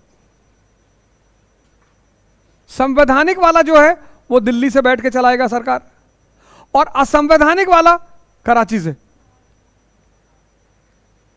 सरकारें दोनों चलाते हैं, जिसको हम एक को अपर वर्ल्ड कहते हैं, एक को अंडर वर्ल्ड कहते हैं। सरकार दोनों चलाते हैं, लूटने का तरीका दोनों है।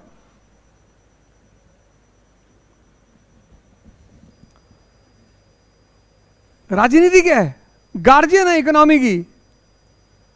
जो मेयर बनेगा इलाहाबाद का, 5,000 करोड़ का बजट उसके हाथ में रहेगा, जिसको चाहेगा राजा बना देगा, कुछ नहीं करेगा। कुंभ का होर्डिंग का टेंडर दे देगा, होर्डिंग का, प्रयागराज में आपका स्वागत है।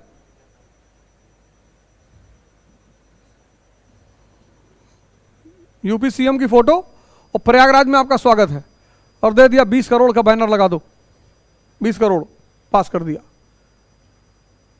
कौन गिनने जाएगा 20 करोड़ का बैनर लगा कि नहीं लगा? और तुमने 2 करोड़ का बैनर लगवा दिया, 18 तुम्हारे पास। सिर्फ जिसको बैनर का टेंडर दे देगा ना, वो 20 करोड़ रुपए कमा लेगा। ऐसे न जाने कितने छोटे छोटे काम होंगे।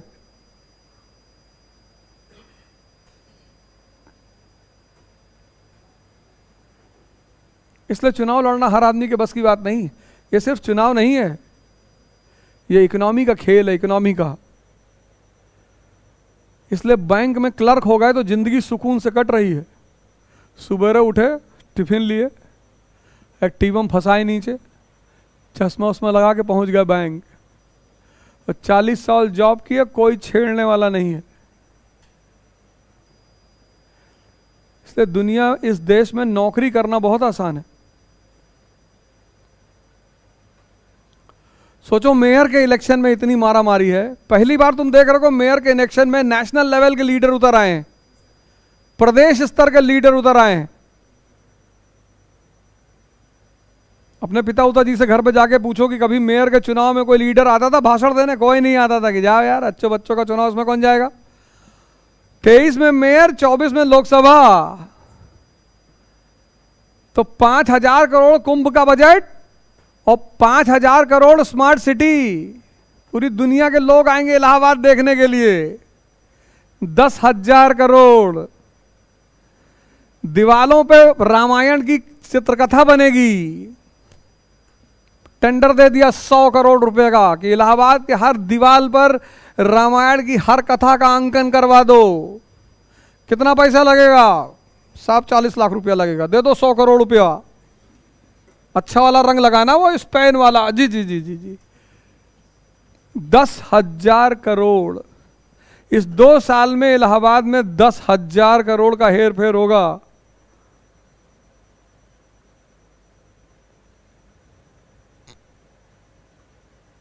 हमारा कुछ हिस्सा ही नहीं है।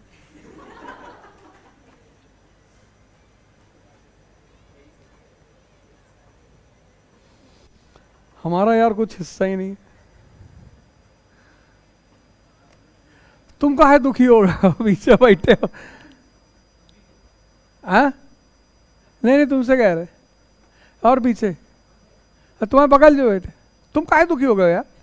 हाँ, सोच रहा हो कि यार इतना पैसा आने वाला है, हम लोग तैयारी कर रहे हैं।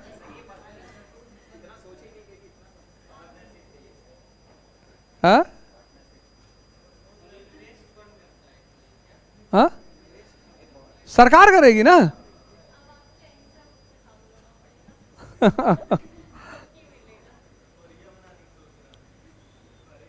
कौन?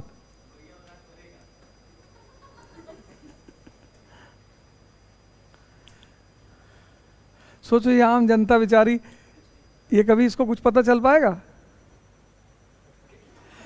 ये तो बारात जाने के लिए परेशान है, बोलेरो में आगे बैठने के लिए परेशान है। इसकी अलग दिक्कतें नहीं। ये हमको भैया बोलेरो में नहीं बैठा, हमें कहीं ना बोलेरो में बैठा, हम बारात नहीं जाएंगे। अरे भैया, पिछली बार गोरखपुर में एक शादी में हम गए तो एक भाई साहब तो नाराज बैठे हुए थे, भागे जा रहे थे एकदम। गए उनको कहा कि क्या हो गया, कहा हमको बोलेरो में आगे नहीं बैठा है। तो हम कहा आइए हम आपको अपनी गाड़ी में बैठाते, चलिए आइए। हाँ भैया नहीं जाए। हाँ एकदम मॉर्ग एकदम।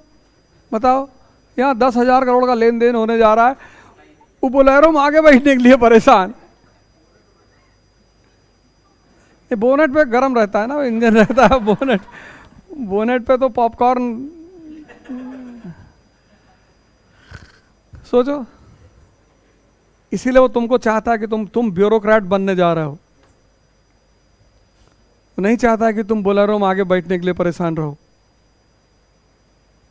वो तुम्हारे इस पूरे सॉफ्टवेयर को बदल देना चाहता है। सामान्य रहो, सरल रहो।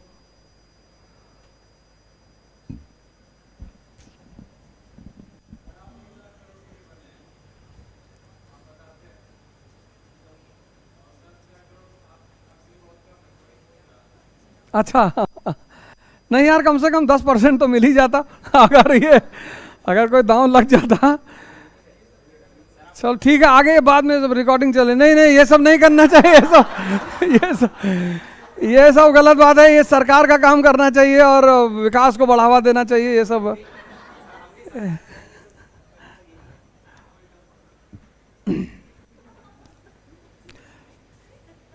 देखो यार, वो ट्रॉलर भी बेचारे बैठे हैं। वो जब मैं बोलता हूँ, पढ़ाता हूँ लाइव, तो देखते रहते हैं, कुछ बोलेगा उल्टा सीधा कुछ बोलेगा तो उनको वहां से निकालना होता है। बहुत खुश हो गए, अब हम मास्टर को बताएंगे, देखो ये क्लास में पढ़ा रहा है, बेईमानी सिखा रहा है लड़कों को। तुम नहीं सिखाए तभी तो लड़के डिप्रेशन में है।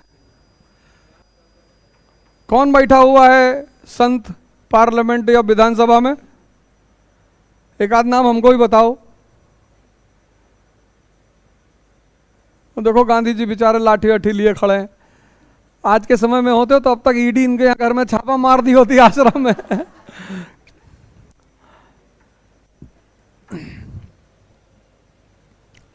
अब जब इन्होंने भारत की संपत्ति देखी, अब इनके लिए यह संभव नहीं था। लोकेशन देखो दोनों जगह की, यूरोप और भारत। इनके लिए संभव नहीं था कि अपनी सेनाएं लेकर भारत पहुंचते। तो इन्होंने एक बड़ा स्मार्ट काम किया, बहुत स्मार्ट। इन यूरोपियन ने क्या किया, बड़ा प्यारा काम किया। इन्होंने ट्रेडिंग कंपनीज बनाई। ट्रेडिंग कंपनीज बनाई, जैसे ईस्ट इंडिया कंपनी, व्यापारिक कंपनी। अब इस कंपनी को सामने तौर पर किसका अधिकार था?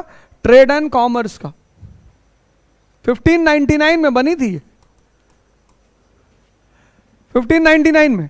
अब इस कंपनी को सामने तौर पर प्रत्यक्ष ट्रेड एंड कॉमर्स का अधिकार था, लेकिन पीछे से इसको वॉर करने का अधिकार था, इसको आर्मी रखने का अधिकार था, इसको ट्रीटी करने का अधिकार था, इसको क्षेत्रों पर कब्जा करने का अधिकार था। ये देखो, सामने से किस चीज का अधिकार था? ट्रेड का।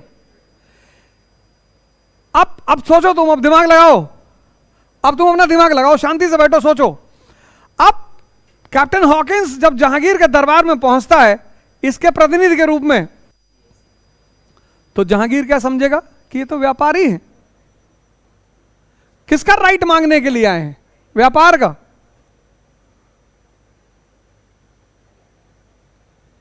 लेकिन ये सिर्फ व्यापारी नहीं थे,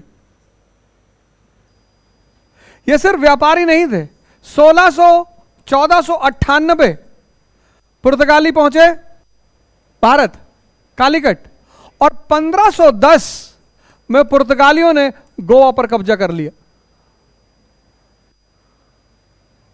ये देखो, अगर ये सिर्फ व्यापारी होते,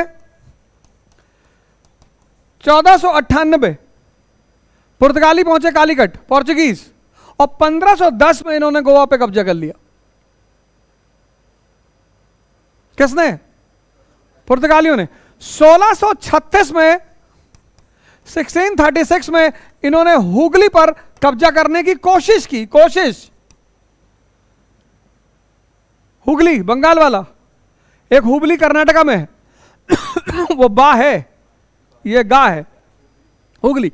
1636 में इन्होंने हुगली पे कब्जा करने की कोशिश की, लेकिन उत्तर में एक ताकतवर राजा बैठा हुआ था, शाहजहां। इनको भागना पड़ा, इनको वहां से हटना पड़ा।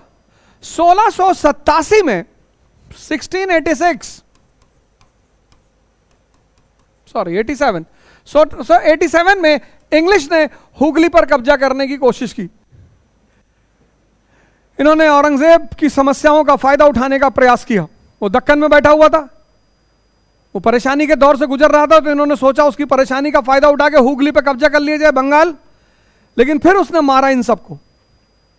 यानी आरंभ से, फ्रॉम द वेरी बिगिनिंग, व्यापार और वाणिज्य के साथ साथ राजनीतिक दबदबा बनाने का सपना इनके मन में मौजूद था। लिख लो, नोट करके। From the very beginning the European companies, from the very beginning the European companies, apart from trade and commerce, from the very beginning European companies, apart from trade and commerce,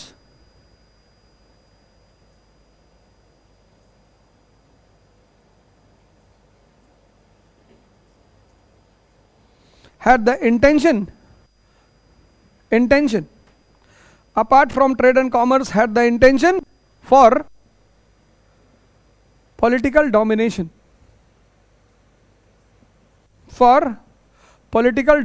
of Indian subcontinent,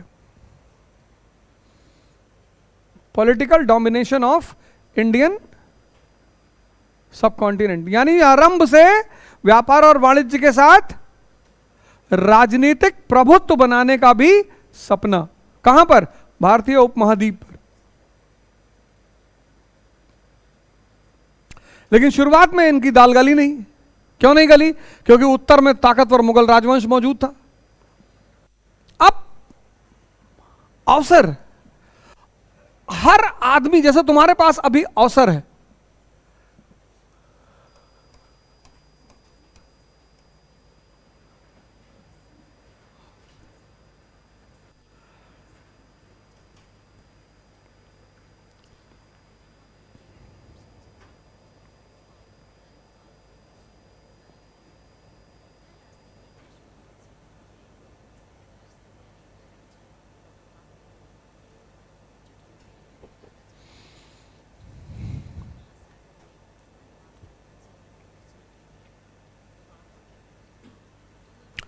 जवानी यानी अवसर।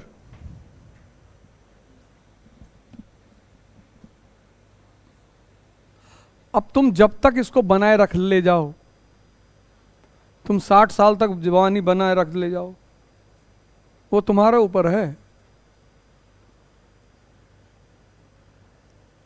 कुछ लोग 20 साल में खत्म हो चुके हैं। भैया मेरे, एक तो इस देश में कुछ चीजें ऐसी कर दी गई हैं, गरीब गरीब गरीब गरीब। अरे भैया, तुम्हारे पास पैसा नहीं हो सकता है, ये बात हो सकती है कि अभी तुम्हारे पास पैसा ना हो। तुम गरीब नहीं हो यार, तुम ये, अच्छा, इससे लोगों को बड़ा फायदा मिला है, पर वो समझ नहीं रहे हैं कि उस फायदे ने उनका कितना नुकसान किया है।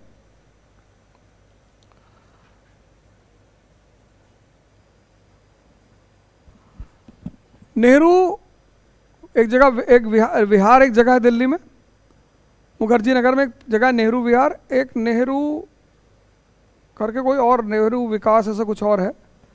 वहां मैं रहता था एक जगह किराए पे। मैं, हमारे 2-3 किराएदार जिंदगी में बहुत अच्छे मिले। एक दिल्ली पुलिस के दरोगा है योगेंद्र सिंह राणा, उन्होंने तो कभी मांगा ही नहीं, कभी किराया ही नहीं मांगा।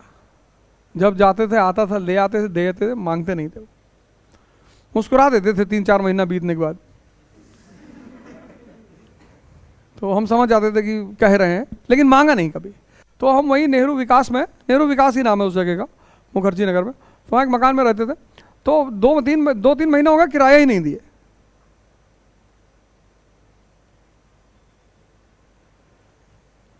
तो हमसे उन्होंने कहा कि यार अवध भाई कोई दिक्कत हो? मैंने कहा दिक्कत तो नहीं हुई, एक जहाज खरीदने का सोच रहे थे तो कुछ पैसा कम पड़ रहा है, और जिस मकान में मैं रहता था उसका 2200 रुपया किराया था कमरे का। तो वो भी आदमी सोचा कि भाई 2200 रुपया फंस रहा है तुम्हारा जहाज में। लेकिन वो चूंकि हमसे खुश बहुत रहते थे, कहा 2-4 हजार कम हो तो हम दे दें। मैंने कहा नहीं नहीं, हो गया है। तुम्हारे विचार तुम्हारी पूरे जीवन को लीड करते हैं। तुम्हारे पास पैसा नहीं है, तुम पहले उस पर विचार कर लो।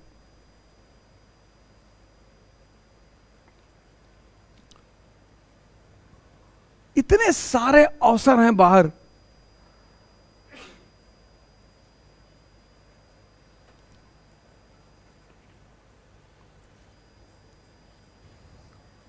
अवसर की कमी थोड़ी है। और सबसे बड़ी बात तुम लोगों के साथ क्या है, तुम्हें काम करने की जरूरत नहीं, तुम ट्यूशन पढ़ाओ यार। तुम में से 98% लोग जो इस क्लास में बैठे हैं सब साइंस मीडियम से होंगे, साइंस स्ट्रीम से। तो तुम अगर 10th क्लास की फिजिक्स केमिस्ट्री कायदे से 2 लड़कों को पढ़ा दो, पर तुम मस्ती में पढ़ाओगे नहीं। तुम अगर इतनी मस्ती से क्लास 10th के लड़के को फिजिक्स पढ़ा दो तो तुम्हारा 10,000 रुपया कहीं नहीं गया हुआ है। कोचिंग में पढ़ा दो, इतनी सारी कोचिंगें चलती हैं, कहीं जाके अप्लाई कर दो कि भैया 1000 रुपये घंटा टीचर को दे रहे हो, हमको 700 रुपये दे देना। लेकिन पढ़ाने का एक नियम है, अगर तुम मस्ती से नहीं पढ़ाए तो तुम्हारी क्लास में कोई बैठेगा नहीं, चाहे तुम सोना लुटाओ। और मस्ती से पढ़ाने का भी एक और नियम है कि लड़के को वो जो तुम बनाते हो डायग्राम वो समझ में आना चाहिए। और हर समझदार आदमी अवसर का तलाश करता, अवसर, सरेंडर कभी नहीं करता। वो उसको सिर्फ सिचुएशन की तलाश होती है। और जो अपने समय को नहीं समझते उनका बहुत बुरा हाल होता है। कहने की जरूरत ही नहीं, अभी रिसेंटली इलाहाबाद में कांड हुआ। जब समय तुम्हारे विपरीत चल रहा हो,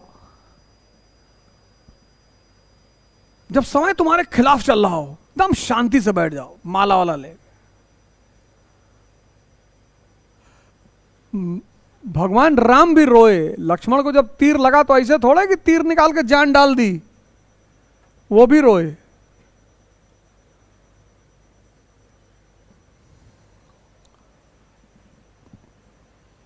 कहते ना कि भगवान को कष्ट नहीं हो सकता, कितना हुआ देखो।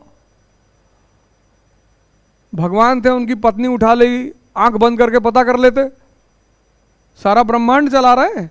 लेकिन वो कहानी इस बात का सूचक है कि इस धरती पर अगर भगवान भी रहेगा तो वो भी उसी सारी चरण से गुजरेगा जिससे हम इंसान गुजरते हैं।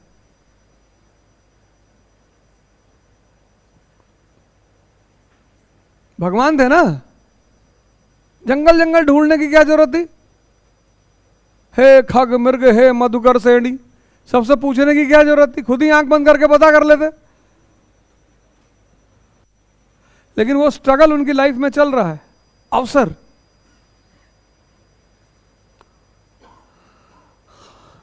अपॉर्चुनिटी को देखना और उसको समझना और फिर उसको कैच करना, यह हर दिमाग के बस की बात नहीं होती।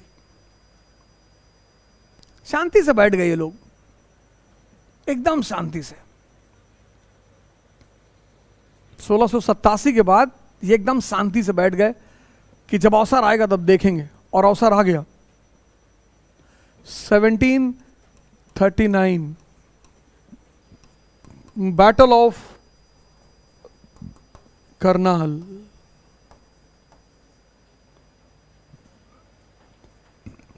किसके किसके बीच? नादर शाह और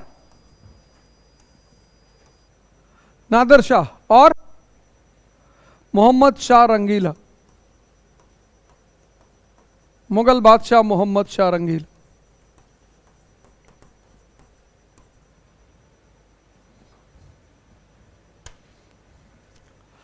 मोहम्मद शाह रंगीला,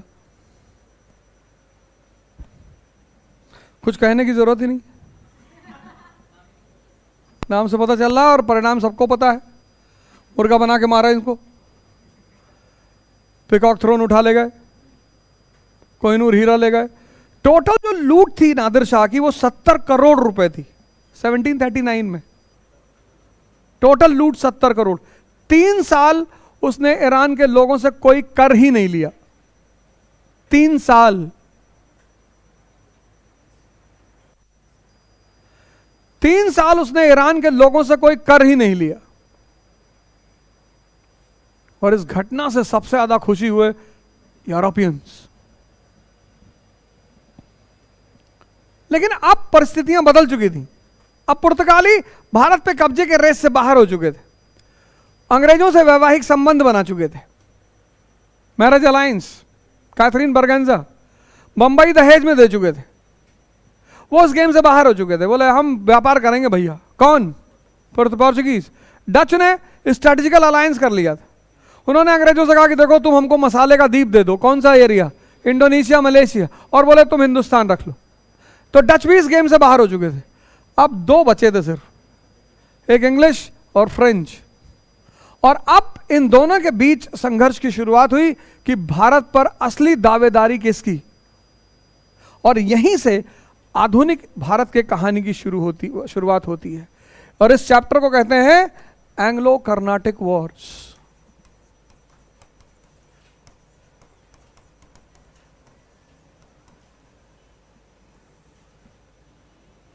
एंग्लो कर्नाटिक वॉर्स। हेडिंग डालो एंग्लो कर्नाटिक वॉर्स। यहीं से मॉडर्न इंडिया की शुरुआत।